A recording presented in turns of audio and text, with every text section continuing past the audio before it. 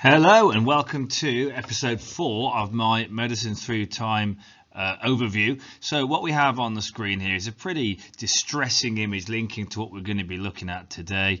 Believe it or not, there's two boys here. Apparently they are brothers, and quite clearly one is in some distress. The lad on the left has smallpox. And it really is important for the exam that you understand just how horrible and horrid smallpox was. You would sort of get these tiny pustules, these sort of pimples on your skin. They'd be incredibly itchy, incredibly painful. They would throb and ache all over your body. And it wasn't just the chance of death, which amongst children was 2 in 3. They call it Kinderpochen. And any disease or virus that particularly hits children hard is really quite scary, isn't it? So this poor boy on the left is a visual representation of a disease that now is no longer with us, thank goodness. And this topic in the medicine specification is looking at how really we got to this point. The boy on the right hand side of this picture has been vaccinated, and vaccination was protection against smallpox, this disease that in the 18th century alone was responsible for 16% of all deaths. It's probably, up until that point, the biggest killer disease in world history. So this one really is impressive and really is a watershed moment in the history of medicine. So really going to focus on 3 elements for knowing about Jenner. Most questions will be looking at sort of what he did and why it was important. We also need to know why it happened at that moment, and we also need to look at the opposition to Edward Jenner's work, and we'll try and do all 3 of those things in this video. So the first thing to ask yourself really is, what did Jenner do? And this is the image of the picture or the story that everybody tends to remember. That in this image, Edward Jenner is the central figure there, sort of grabbing that young boy's arms. The young boy in question is James Phipps, the unfortunate gardener's son. He was 9 or 10 years old, and he was the sort of guinea pig for the first ever vaccination. And the idea was that Jenner had spotted a pattern that he didn't invent or develop. He just wanted to pursue it scientifically.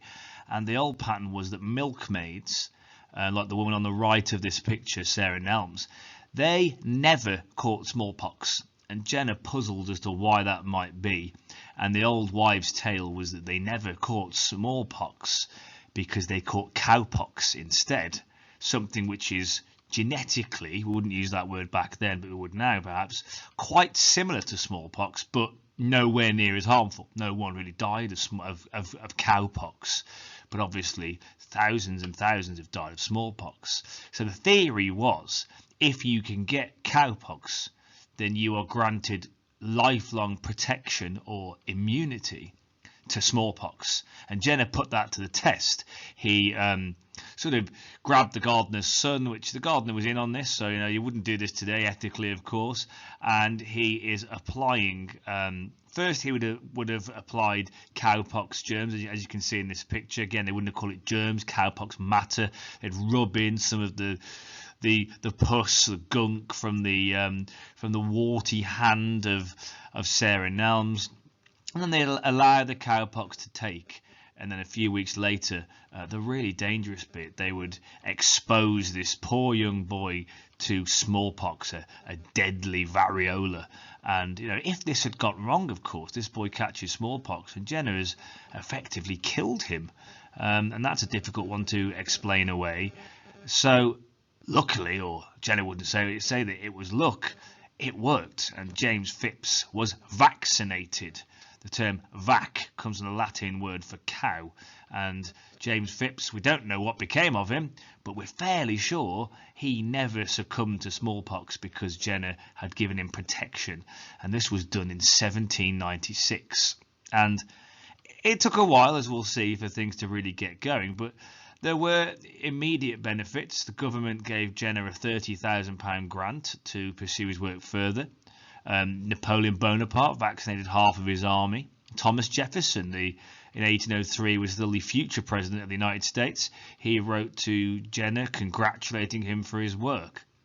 So in terms of what did Jenner do, he provides a vaccination for smallpox. So the idea, if you rub this cowpox matter into your body, you are protected against smallpox for life.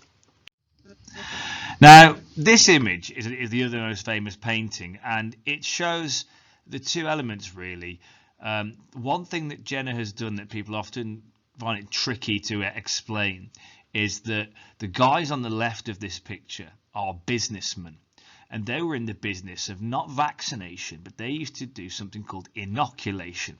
Now, inoculation had been around for about 30 or 40 years at this point, and that was the idea that you give a minor form of a deadly disease to somebody, in this case smallpox, and you hope that they will sort of contract a minor form, but not enough to kill them, so the body's natural defenses build up, fight off the illness, and then you'll never get smallpox again. And it did work, right? And famously,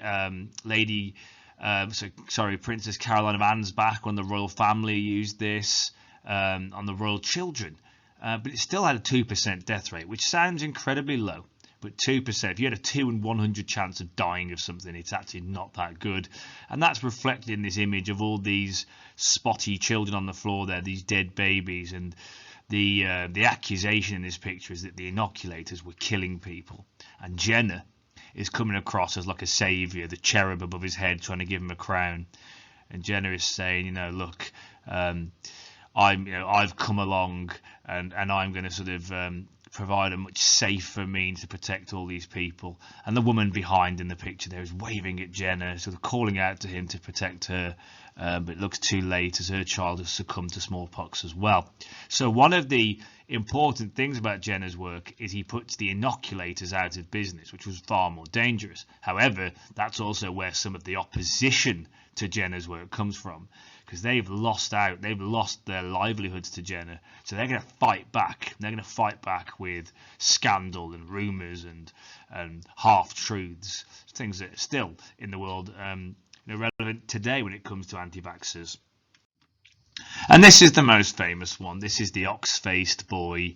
Supposedly, if you are giving children cow matter, if you're putting cow germs in inverted commas into their bodies, then they're going to start looking like animals. They're going to start gaining sort of bovine appearances. And some of you may have seen the famous Gilray painting of all of the different sort of people turning into cows. So the opposition comes from several areas, and we'll have a look at that now. The opposition comes, firstly, at the top left there, the image of the scalpel. That's from the inoculators. So the inoculators, we've talked about them already and how they've lost their livelihoods.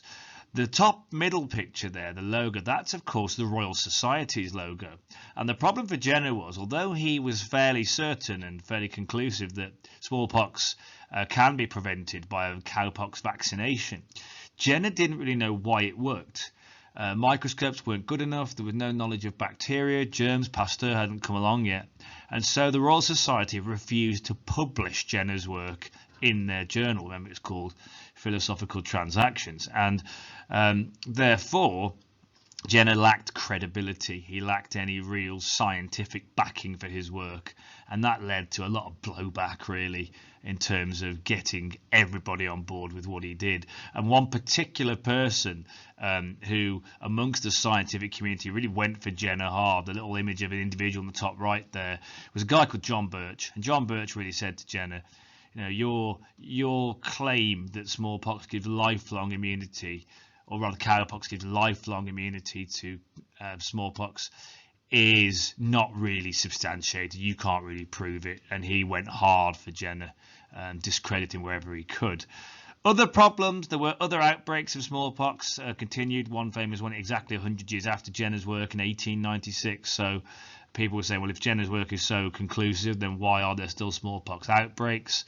In 1852, the government passed an act to make smallpox vaccination compulsory for children, and that led directly to the establishment of the Anti-Vaccination Society, this sort of laissez-faire group that said, you know what, we don't want to vaccinate our children. You can't force us. The government has no right to tell us what to do.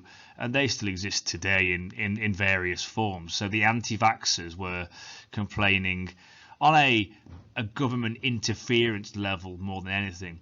And the bottom right there, the last sort of area to discuss is the church. The church believed that God made human beings separate from the animal, that disease and the application of disease is very much God's work, and so Jenner and the scientific community have no right to interfere in that, and certainly putting animal matter into human bodies was unnatural and wrong, especially into children.